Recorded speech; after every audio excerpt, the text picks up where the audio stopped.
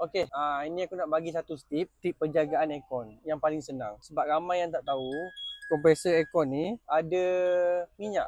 Minyak tu pastikan tip dia kita akan servis. Minyak tu servis kita buat apa? Servis minyak dia, kita flushing dengan tukar gas baru.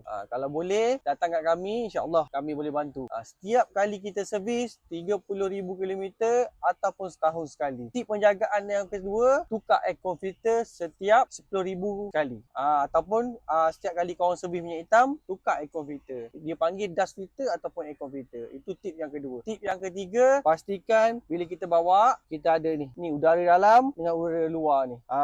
Kau kena pasti benda ni. Apa benda semua ni? Ni udara yang belah dalam. Kalau tak angin luar tu masuk, dia akan jadi busuk lah.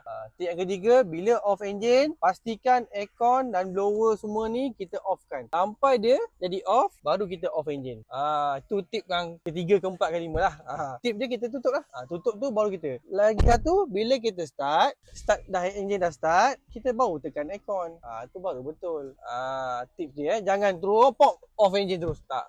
Lebih elok kita off engine dulu, off aircon dulu, baru kita off engine. Dapat? Kalau dapat, datang ke tempat kita orang, servis tempat kita orang.